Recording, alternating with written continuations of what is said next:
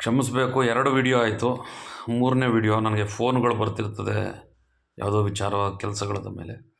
So ಈ 3ನೇ ವಿಚಾರವಾಗಿ ಬಂದಾಗ, ಅಂದರೆ ಈ ಸಂಬಂಧಗಳ ಬಗ್ಗೆ ಹೇಳ್ತಾ ಇದ್ದೆ. ಆ ಕರೆ ಬಂದಾಗ ಅದು ಸ್ವಲ್ಪ ಡಿಸ್ಟರ್ಬ್ಡ್ ಆಗಿಬಿಟ್ಟಿದೆ, ಅದು ಕಟ್ಟಾಗ್ಬಿಟ್ಟಿದೆ, ವಾಯ್ಸ್ ಸರಿಯಾಗಿ ಬಂದಿಲ್ಲ. ಬಂಧಗಳು, ಬಾಂಧವ್ಯಗಳು, ಅದರ ವ್ಯಾಲ್ಯೂಸನ್ನು ನಾವು ಇನ್ನೊಂದು ಜೀವವನ್ನು ತೆಗೆದುಕೊಳ್ಳೋ ಹಂತಕ್ಕೆ ತೆಗೆದುಕೊಂಡು ಹೋಗಬಾರ್ದು. ಸಂಬಂಧಗಳನ್ನು ಅಂದರೆ ನಾನು ಹೇಳ್ತಿದ್ನಲ್ಲ, ಯಾರೋ ಒಬ್ಬರು ಹೋದರು ಅಂತೇಳಿ ಅವ್ರಿಗೋಸ್ಕರ ಇನ್ನೊಂದು ಜೀವವನ್ನು ತೆಗೆದುಕೊಳ್ತಕ್ಕಂಥದ್ದಕ್ಕೆ ಯಾರೂ ಪರ್ಮಿಷನ್ ರೈಟ್ಸ್ ಕೊಟ್ಟಿಲ್ಲ.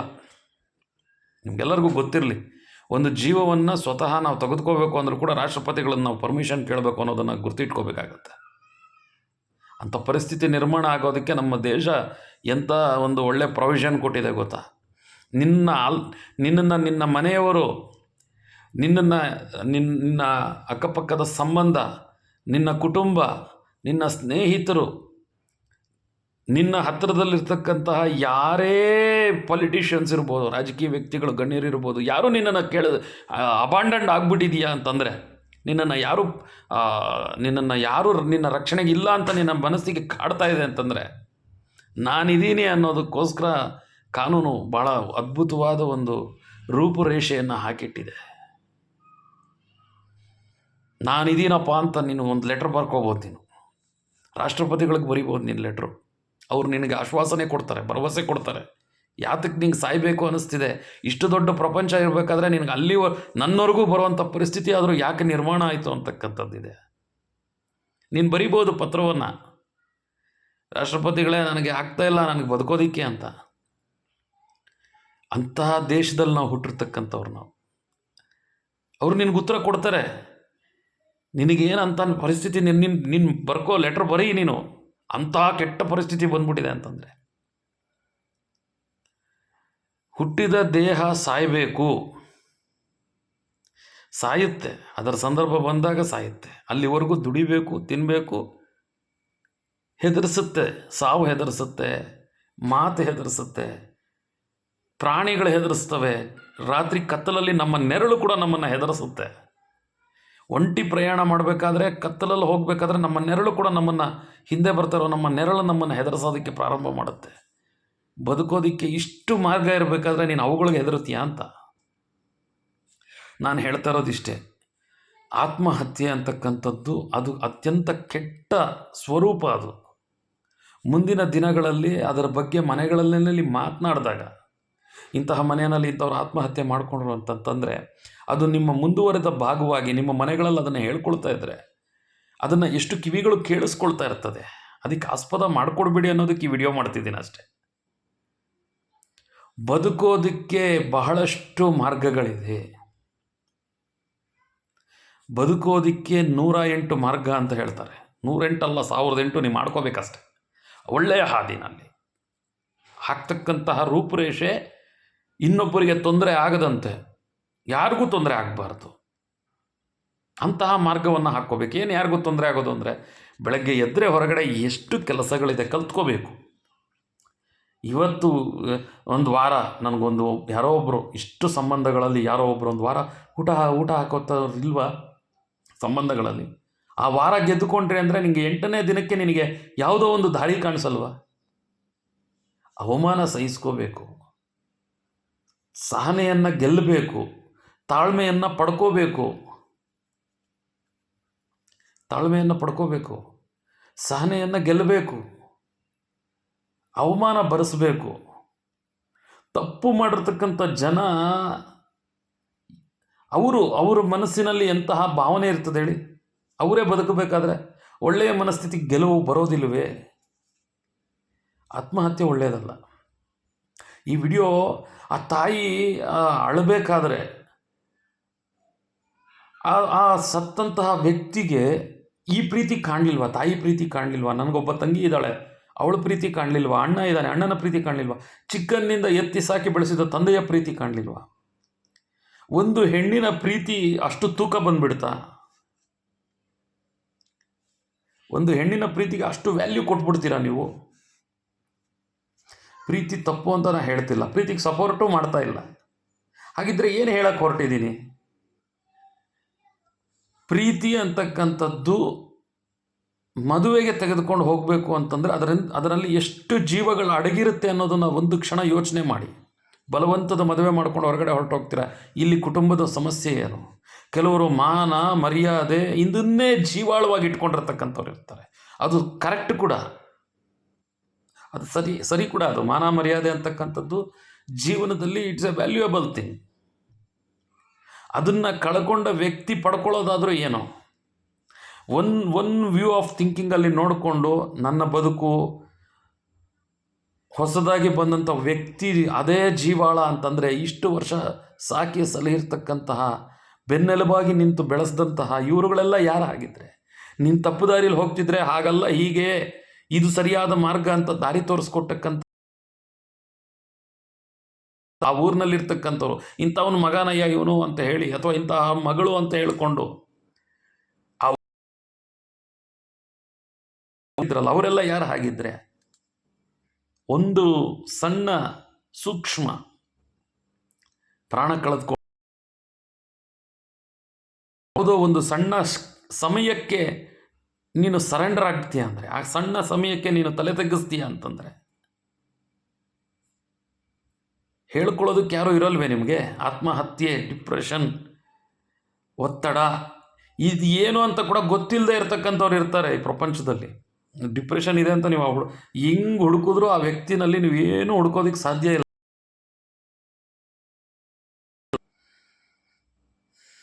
ಒತ್ತಡದಲ್ಲಿ ಇದ್ದಾನೆ ಅಥವಾ ಒತ್ತಡದಲ್ಲಿ ಇದ್ದಾಳೆ. ನಾನು ಹೇಳ್ತಾ ಇರ್ತಕ್ಕಂಥದ್ದು ಅದು ವಯಸ್ಸಿಗೆ ಸಂಬಂಧಪಟ್ಟಿದ್ದಂಥಲ್ಲ ಒತ್ತಡ ಅಂತಕ್ಕಂಥದ್ದು. ಅದಕ್ಕೆ ಎಷ್ಟು ವಿಷಯಗಳನ್ನು ಸೇರಿಸ್ತೀರಾ, ಒತ್ತಡಕ್ಕೆ ಏನೇ ಹಾಗೆಲ್ಲ ಸೇರಿಸಿದಾಗಲೇ ಬರ್ತಕ್ಕಂಥದ್ದು ಇದೊಂದು ಹೆಸರು, ಒಂದು ಯಾವುದೋ ಪ್ರೀತಿಯಿಂದ ಸತ್ತ ಅಂತಕ್ಕಂಥದ್ದು. ಪ್ರೀತಿ ಒಂದು ಯಾವ ವ್ಯಕ್ತಿಯನ್ನು ಕೂಡ ಯೋಚನೆ ಮಾಡಿ ನಾನು ಹೇಳ್ತಾ ಇರೋದನ್ನು. ಒಂದು ಪ್ರೀತಿ ಪ್ರಾಣವನ್ನು ಕಳೆದುಕೊಳ್ಳುತ್ತೆ ಅನ್ನೋದು ಸುಳ್ಳು. ಪ್ರೀತಿ ಪ್ರಾಣವನ್ನು ತೆಗೆದುಕೊಳ್ಳುತ್ತೆ ಅಂತಕ್ಕಂಥದ್ದು ಸುಳ್ಳು. ತಾಯಿ ಒಂದು ಗರ್ಭ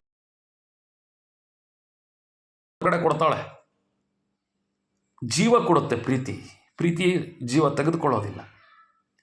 ಹಲವಾರು ಪ್ರೀತಿಗಳು ಎಷ್ಟೋ ವರ್ಷ ಆದಮೇಲೆ ರಿಯಲೈಸ್ ಆಗಿ ಒಂದಾಗಿರ್ತಕ್ಕಂಥ ನಿದರ್ಶನಗಳಿದೆ. ಅವ್ರಿಗೆ ಪ್ರೀತಿ ಅಂದರೆ ಒಂದಾಗಿರೋದನ್ನು ಕೂಡ ತೋರಿಸಿರ್ತಕ್ಕಂಥದ್ದಿದೆ. ಪ್ರೀತಿ ಅಂದರೆ ಕಾಮ ಅಲ್ಲ. ನಾನು ಮತ್ತೆ ಹೇಳ್ತೇನೆ, ಒಂದು ಹೆಣ್ಣಿನ ಮೇಲೆ ಇರ್ತಕ್ಕಂತಹ ಮೈ ಮೇಲೆ ತೋರಿಸ್ತಕ್ಕಂತಹ ಪ್ರೀತಿ ಅಲ್ಲ. ಮನಸ್ಸಿನ ಮೇಲೆ ಇರ್ತಕ್ಕಂತಹ ಪ್ರೀತಿ ಆದರೆ ಅವರಲ್ಲಿರ್ತಕ್ಕಂತಹ ಹಲವಾರು ವಿಷಯಗಳನ್ನು ಕಲ್ತ್ಕೊಳ್ತಕ್ಕಂಥದ್ದಾದರೆ ಆ ಪ್ರೀತಿ ಯಾವುದೇ ಕಾರಣಕ್ಕೂ ಕೂಡ ಸಾವನ್ನ ಅಷ್ಟೇ ಅದನ್ನು ಸಾವನ್ನ ಹತ್ರ ಕರ್ಕೊಂಡು ಹೋಗುತ್ತಷ್ಟೇ. ನಮ್ಮಲ್ಲಿರ್ತಕ್ಕಂಥ ಮಿನಿಮಮ್ ಕಾಮನ್ ಸೆನ್ಸ್ ಅಂತಕ್ಕಂಥದ್ದು ಇಲ್ಲದೆ ಇದ್ದರೆ ಯಾವ ವ್ಯಕ್ತಿಗೆ ಕಾಮನ್ ಸೆನ್ಸ್ ಇರಲ್ಲ. ಪ್ರೀತಿ ಅಂದರೆ ಮದುವೆ ಆಗಲೇಬೇಕು, ಮತ್ತಿನ್ನೇನೋ ಆ ಹೆಣ್ಣಿನಿಂದ ಅಪೇಕ್ಷೆ ಪಡಬೇಕು, ಅದನ್ನು ಸಿಕ್ಕೋಗ್ಬೇಕು, ಅದಿದ್ರೇ ಜೀವನ. ಹೀಗೆ ಬದುಕತಕ್ಕಂತಹ ಮನಸ್ಥಿತಿ ಮಾತ್ರನೇ ಬೇಕು. ಹಠ ಯಾವುದಕ್ಕೆ ಹಠ? ನನ್ನ ಭವಿಷ್ಯವನ್ನು ಸಂತೋಷವಾಗಿ ಎಲ್ಲರೊಂದಿಗೆ ರೂಪಿಸ್ಕೊಳ್ತೇನೆ. ನನ್ನ ಭವಿಷ್ಯವನ್ನು ನನ್ನ ಮೊದಲನೇದು ನನ್ನ ತಂದೆ ತಾಯಿ, ನನ್ನ ಅಣ್ಣ ತಮ್ಮಂದಿರಿದ್ದರೆ ಅಣ್ಣ ತಮ್ಮ, ಅಕ್ಕ ತಂಗಿಯರು, ನಮ್ಮ ಕುಟುಂಬದವರು, ನಮ್ಮ ಸುತ್ತಮುತ್ತಲೂ ಇರ್ತಕ್ಕಂಥ ನೆರೆಹೊರೆಯವರು, ನಮ್ಮನ್ನು ನೋಡ್ತಾ ಇರೋರು, ಎಷ್ಟೋ ಪ್ರಪಂಚ ಪ್ರತಿಯೊಂದನ್ನು ಗಮನಿಸ್ತಾ ಇರ್ತದೆ. ಅಂತಹ ಸಮಾಜಕ್ಕೆ ನಾವು ಕೊಡ್ತಕ್ಕಂತಹ ಆ ಉಡುಗೊರೆ ಆತ್ಮಹತ್ಯೆನ. ಒಂದು ಜೀವ ಅದಕ್ಕೆ ಆದಂತಹ ವ್ಯಾಲ್ಯೂಸಲ್ಲಿ ಬೆಳೀತಾ ಇರುತ್ತೆ. ಏನಾದರೂ ಒಂದು ಉತ್ತಮ ಸಮಾಜಕ್ಕೆ ಕೊಡೋದು ಅಂದರೆ ಆತ್ಮಹತ್ಯೆಯನ್ನ. ಹೌದಾ? ಆದರೂ ಚೆನ್ನಾಗಿರೋದು ಮಾಡಬೇಕು, ನಾನು ಮಾಡಬೇಕು, ನಾನು ಮಗದೇನೋ ಮಾಡಬೇಕು. ದುಡಿತಾ ಇರ್ತಕ್ಕಂಥ ವ್ಯಕ್ತಿ ಕಾಲು ಮುರಿದ್ರೆ ನೀವು ಅರ್ಥ ಮಾಡ್ಕೊಳ್ಳಿ, ಆ ವ್ಯಕ್ತಿ ಸಫರ್. ಅಯ್ಯೋ ನನ್ನ ಜೀವನ ನನಗಿತ್ತು, ನಾನು ಮುರಿದೋಯ್ತು, ನನ್ನ ಕೈ ಮುರಿದೋಯ್ತು, ನಾನು ಏನು ಮಾಡಬೇಕು, ನಾನು ಹೇಗೆ, ನಾನು ಸತ್ತೋಗ್ಬೇಕು, ಇದು ಸರಿನಾ? ನೀ ಕೈ ಕಾಲು ಚೆನ್ನಾಗಿರೋವರೆಗೂ ನಿನಗೆ ಆ ಒಂದು ಆರೋಗ್ಯದ ಸ್ಥಿತಿ ಗೊತ್ತಾದಾಗ, ಅದು ಹಾಳಾದಾಗ ಕೂಡ ಅದನ್ನು ಹೇಗೆ ಗೆದ್ದುಕೋಬೇಕು ಅನ್ನೋದ್ರ ಜೊತೆಗೆ ಕೆಲಸ ಮಾಡ್ಕೊಂಡು ಹೋದರೆ, ಲಕ್ಷ ದುಡಿಯೋನಿಗೆ 50,000 ಸಂಬಳದಲ್ಲಿ ಅದಕ್ಕೆ ತಕ್ಕಂತಹ ಉದ್ಯೋಗ ಸಿಗುತ್ತೆ. 50,000 ಜೀವನ ರೂಪಿಸ್ಕೊಳ್ಳೋದಕ್ಕೆ ಕಡಿಮೆ ಮಾಡ್ಕೊಳ್ಳಿ ಅಂತ ಹೇಳ್ತಾ ಇಲ್ಲ.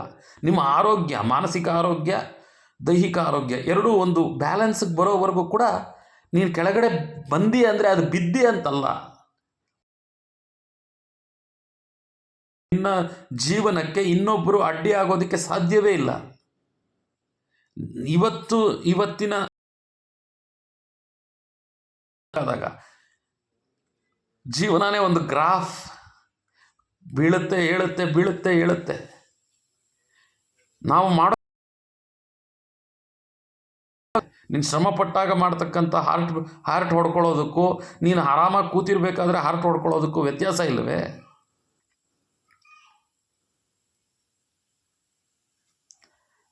ಪ್ಯಾನಿಕ್ ಸಿಚುಯೇಷನ್ಗಳು, ಆಂಗ್ಸೈಟಿಗಳು, ಇದು ಯಾವುದು ಕೂಡ ನಿನ್ನ ಜೀವನದಲ್ಲಿ ಮುಂದಕ್ಕೆ ಏನು ಒಳ್ಳೆಯದೇನೋ ಮಾಡೋದಿಲ್ಲ. ಆಂಗ್ಸೈಟಿ ಯಾಕೆ ಬರ್ತಿದೆ, ಪ್ಯಾನಿಕ್ ಸಿಚುಯೇಷನ್ ಯಾಕೆ ಬರುತ್ತೆ ಗೊತ್ತಾ? ನಿನ್ನ ಮನಸ್ಸಿನಲ್ಲಿರ್ತಕ್ಕಂಥ ಕೆಟ್ಟ ಆಲೋಚನೆಗಳು ನಿನ್ನನ್ನು ಅಂಥ ಸ್ಥಿತಿಗೆ ತೆಗೆದುಕೊಂಡು ಹೋಗಿ ನಿರ್ಮಾಣ ಮಾಡುತ್ತೆ. ಅದನ್ನು ಬಿಡೋದಕ್ಕೆ ಏನೇನೆಲ್ಲ ಮಾಡಬೇಕು ಪ್ರತಿಯೊಂದು ಹೇಳ್ಕೊಂಡು ಹೋಗ್ತಿದ್ದಾರೆ. ಯೋಗ ಮಾಡಿ, ಮೆಡಿಟೇಷನ್ ಮಾಡಿ, ದೇವಸ್ಥಾನಕ್ಕೆ ಹೋಗಿ ಅಂತ ಹೇಳಿದ್ರೆ ಆಗಲಿ, ನಿನ್ಗೆ ಇದೇ ದೇವಸ್ಥಾನಕ್ಕೆ ಹೋಗಿ ಅಂತ ಎಲ್ಲೂ ಹೇಳಿಲ್ಲ. ನಿನ್ನ ಮನಸ್ಸಿಗೆ ಎಲ್ಲಿ ಹೋದರೆ ಸಮಾಧಾನ ಸಿಗುತ್ತೆ, ಹೋಗಿ ಕುಳಿತುಕೋ. ಒಂದು ಹಸುವಿನ ಜೊತೆ ಕುಳಿತುಕೋ. ನಿನ್ನ ಮನಸ್ಸಿಗೆ ಬೇಜಾರಾಯ್ತಾ, ನಿನ್ನ ಮನಸ್ಸಿಗೆ ತುಂಬ ನೋವಾಗ್ತಿದೆಯಾ, ನಿನಗೇನಾದರೂ ಆಗ್ತಕ್ಕಂಥ ಏನು ಕೆಲಸ ಮಾಡಿದ್ರೆ ಸಮಾಧಾನ ಆಗುತ್ತೆ. ಪ್ರತಿಯೊಂದನ್ನು ಅರ್ಥವನ್ನು ಮಾಡ್ಕೊಳ್ತಕ್ಕಂಥದ್ದನ್ನು ಕಲ್ತ್ಕೋಬೇಕು.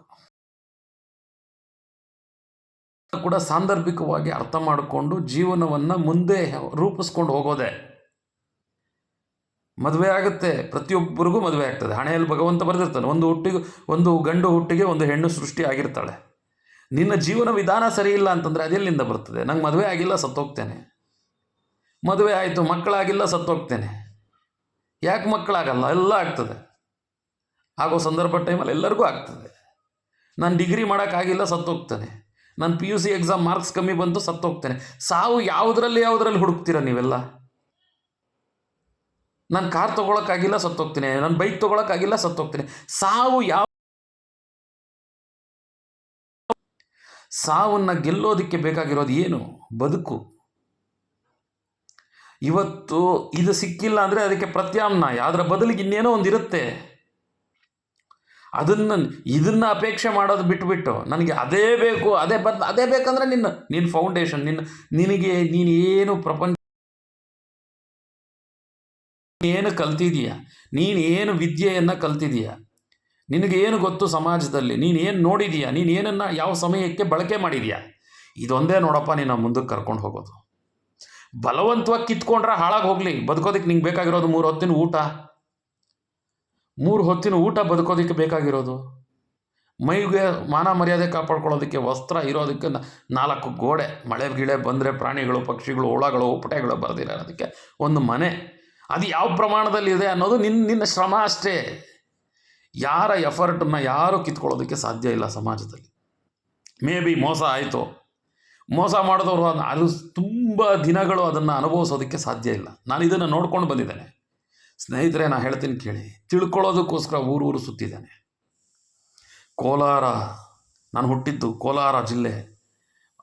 ಕೋಲಾರದಿಂದ ಮಾಲೂರು, ಹೊಸಕೋಟೆ, ಬೆಂಗಳೂರು, ಮೈಸೂರು, ಚಿಕ್ಕಮಗಳೂರು, ರಾಮನಗರ, ಮಂಡ್ಯ, ಕೂರು,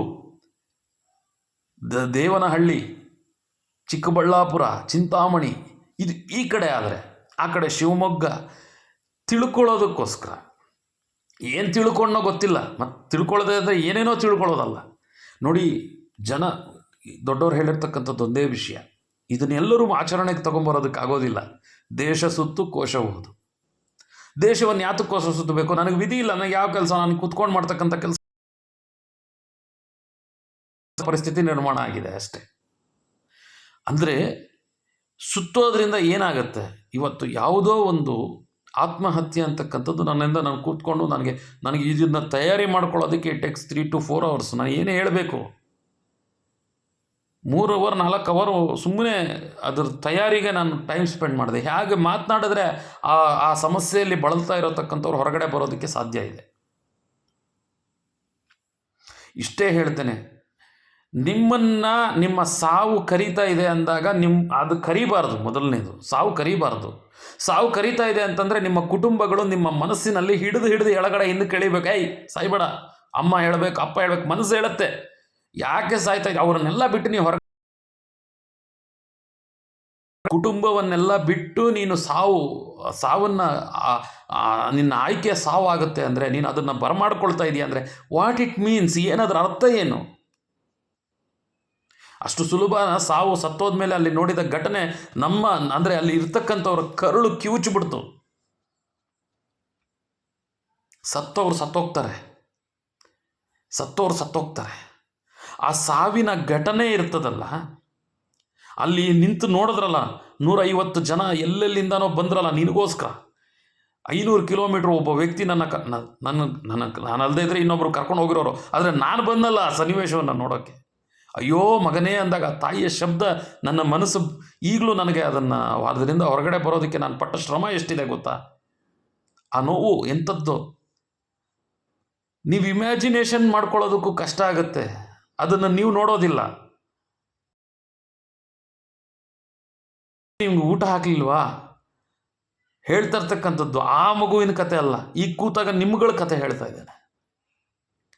ನಿಮ್ಮ ತಾಯಂದ್ರು ಊಟಗಳು ಹಾಕಲ್ವಾ? ತಂದೆ ಊಟ ಹಾಕಲ್ವಾ?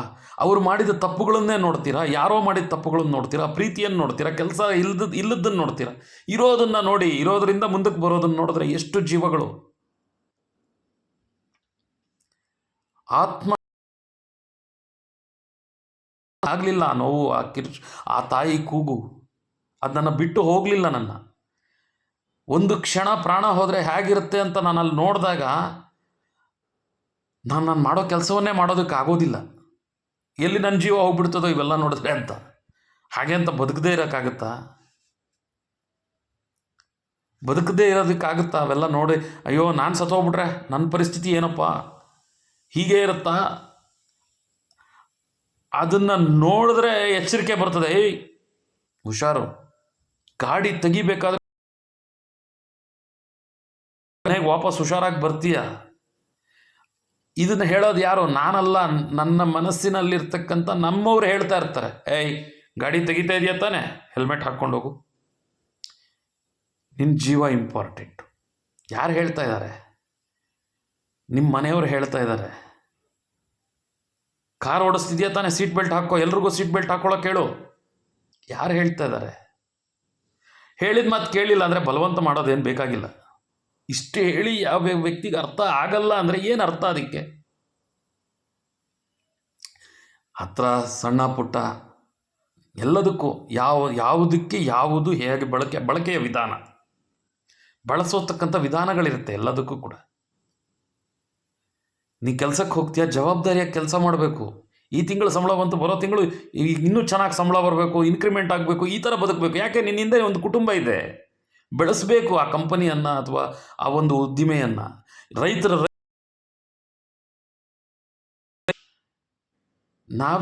ನಮಗಿಷ್ಟೇ ಗೊತ್ತು ಅಂತ ಅಂದ್ಕೊಂಡು ಹೋದರೆ ಪ್ರಪಂಚ ಇಲ್ಲಿಗೆ ನಿಂತು ಹೋಗ್ಬೇಕಲ್ವಾ? ಹೋಗೋರು ಹೊರಟೋಗ್ತಾರೆ. ಆ ನೋವು ಇನ್ನೆಷ್ಟು ದಿನ ಆ ಮನೆಯನ್ನು ಕಾಡುತ್ತೆ. ಅಕ್ಕಪಕ್ಕ ಅಯ್ಯೋ ಆ ಮಗು ಆ ಓಡಾಡಿರ್ತಕ್ಕಂತಹ ಅದನ್ನು ಮೆಲುಕು ಹಾಕ್ತಾನೆ ಇರ್ತಾರಲ್ಲಪ್ಪ, ಸತ್ತಾಗ ಅದನ್ನು ಮೆಲುಕು ಹಾಕ್ತಾರೆ ಅಂತ.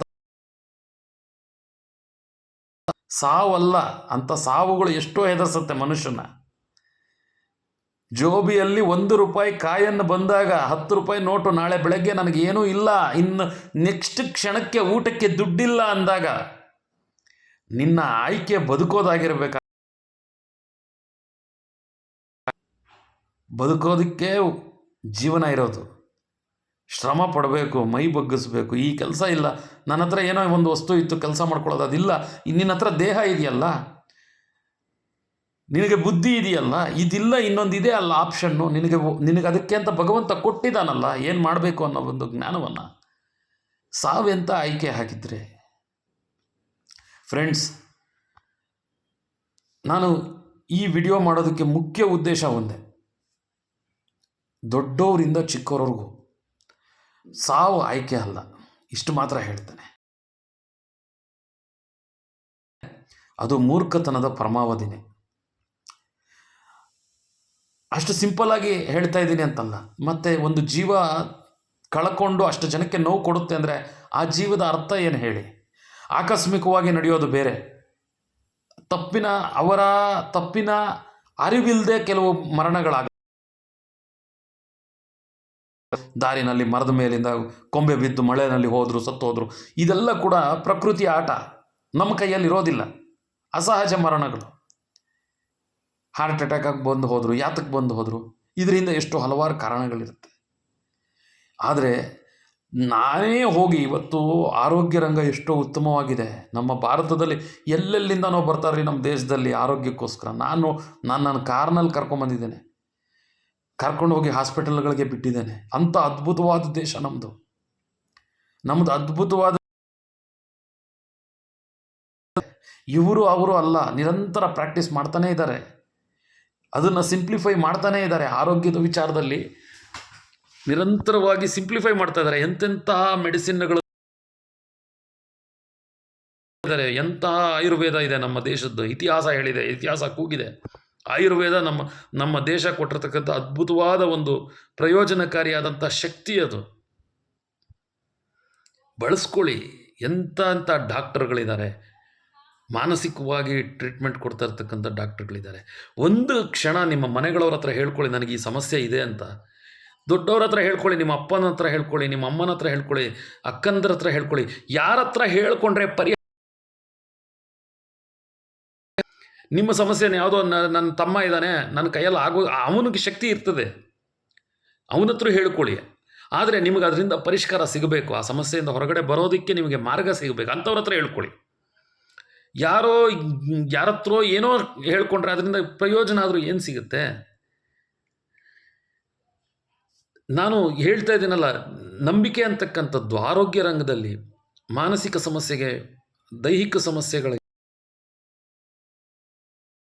ಮಾಡೋದು ಹೇಗೆ ಅಂತ ತಿಳ್ಕೊಂಡು ಮಾಡಿ. ಮೆಡಿಟೇಷನ್ ಮತ್ತು ಯೋಗ ಮಾಡಿ, ತಿಳ್ಕೊಂಡು ಮಾಡಿ, ಹೀಗೆ ಯಾವ ರೀತಿ ಮಾಡಬೇಕು ಅಂತಕ್ಕಂಥದ್ದು. ದೇಹವನ್ನು ಉತ್ತಮವಾದ ಆರೋಗ್ಯದ ಕಡೆಗೆ ತೆಗೆದುಕೊಂಡು ಹೋಗಿ.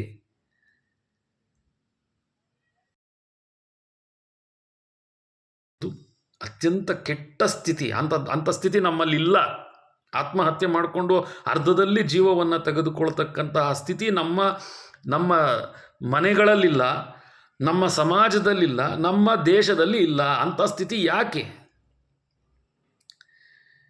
ಎಷ್ಟು ಸಮೃದ್ಧಿಯಾಗಿದೆ ನಮ್ಮ ದೇಶ, ಕೆಲಸಗಳು ಕೊಡೋದಕ್ಕೆ ರೆಡಿ ಇದೆ. ನಾವು ಮಾಡಬೇಕಷ್ಟೇ. ಒಂದು ಉದ್ದಿಮೆಯನ್ನು ಕೂಡ ಅದರ ಬಗ್ಗೆ ಕಾನ್ಸಂಟ್ರೇಷನ್ ಇಲ್ದಿರ ಮಾಡಿದಾಗ ಏನಾಗುತ್ತೆ ಹೇಳಿ? ಯಾವುದರಲ್ಲೂ ಕೂಡ ಯಾವ ರಂಗದಲ್ಲೂ ಮುಂದೆ ಬರೋದಕ್ಕೆ ಸಾಧ್ಯ ಇಲ್ಲ. ಅದರಿಂದ ನಾವು ಕರೆಕ್ಟಾಗಿ ಕೆಲಸ ಮಾಡಿಲ್ಲ ಅಂದರೆ ನಮ್ಮನ್ನು ತೆಗೆದುಕೊಂಡಿರ್ತಕ್ಕಂಥ ಉದ್ದಿಮೆಗಳು ಉದ್ಧಾರ ಆಗ್ತದೆ, ಹೇಗೆ ಬೆಳೆಯುತ್ತೆ ಆಲೋಚನೆ ಮಾಡಿ. ನಮ್ಮ ಶ್ರಮ ಇಲ್ಲದೆ ಯಾವುದೂ ಆಗೋದಿಲ್ಲ. ಫ್ರೆಂಡ್ಸ್, ನಾನು ಇಷ್ಟೇ ಹೇಳೋದಕ್ಕೆ ಇಷ್ಟಪಡ್ತೇನೆ. ನನ್ನ ನೋವು ನನ್ನ ಮನಸ್ಸಿನಲ್ಲಿ ಅಲ್ಲಿ ನೋಡಿದ ಆ ಸಂದರ್ಭ, ನೋವು ಇರಬೇಕು, ಸಂಕಟ ಇರಬೇಕು, ಗೋಳಿರಬೇಕು. ಇದೆಲ್ಲ ಯಾತಕ್ಕೆ? ಆ್ಯಕ್ಚುಲಿ ಗೋಳಿರಬಾರ್ದು, ಗೋಲಿರಬೇಕು, ಗುರಿ ಇರಬೇಕು, ಗೋಳಾಟ ಇರಬಾರ್ದು, ನರಳಾಟಗಳಿರಬಾರ್ದು. ಅಂಥ ಸ್ಥಿತಿಗೆ ನಾವು ಹೋಗಬಾರ್ದು. ಆ ಹುಡುಗ ಆ್ಯಕ್ಚುಲಾಗಿ ಏನೋ ಒಂದು ಬೇಡದ ವಸ್ತುವನ್ನು ಸ್ವೀಕಾರ ಮಾಡಿಬಿಟ್ಟಿದ್ದ, ಆ ಥರ ತೆಗೆದುಕೋಬಾರ್ದು. ಇನ್ನೂ ಒಂದು ವಿಚಾರ ಹೇಳ್ತೇನೆ, ನಿಮಗೆ ಎಲ್ಲಾದರೂ ಏನಾದರೂ ವಸ್ತು ಸೇರದೆ, ಇದೊಂದು ಪಾಯಿಂಟ್, ಇಷ್ಟವಾಗದ್ದನ್ನು ನಾವು ಬಳಸಬಾರ್ದು. ನಮಗಿಷ್ಟವಾಗಿರೋದಕ್ಕೋಸ್ಕರ ಹೋಗೋದಕ್ಕೋಸ್ಕರ ನಾವು ಸ್ವಲ್ಪ ದಿನ ಅವುಗಳನ್ನೆಲ್ಲ ಕೂಡ ಭರಿಸಬೇಕಾಗುತ್ತೆ. ಅದೆಲ್ಲವನ್ನು ಕೂಡ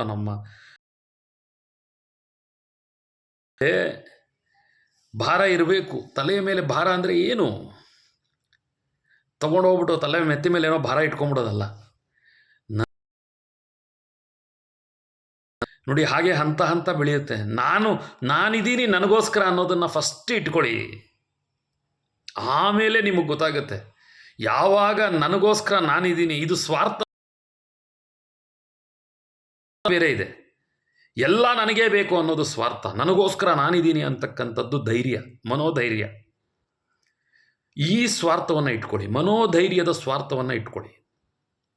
ಒಳ್ಳೆಯ ಹೆಸರು ತೆಗೆದುಕೋಬೇಕು ಅನ್ನೋ ಭವಿಷ್ಯವನ್ನು ರೂಪಿಸ್ಕೊಳ್ಳತಕ್ಕಂಥ ಹಾದಿಯನ್ನು ಹಾಕ್ಕೊಳ್ಳೋದಿದೆ ನೋಡಿ. ಅಂತಹ ವಿಶೇಷವಾಗಿರ್ತಕ್ಕಂಥ ರೂಪುರೇಷೆಗಳನ್ನು ಹಾಕ್ಕೊಂಡು ಬದುಕೋ ಜೀವನವನ್ನು ನೀವು ಅಳವಡಿಸ್ಕೋಬೇಕಾಗತ್ತೆ ಸ್ನೇಹಿತರೆ. ಇದರಲ್ಲಿ ನನ್ನ ಜ್ಞಾನದಲ್ಲಿ, ನನ್ನ ವಿದ್ಯೆಯಲ್ಲಿ ಅಂತಕ್ಕಂಥದ್ದು ಮಾಡ್ಕೋಬಾರ್ದು ಯಾರು ಅನ್ನೋದಕ್ಕೋಸ್ಕರ ಈ ವಿಡಿಯೋವನ್ನು ಮಾಡಿದ್ದೇನೆ.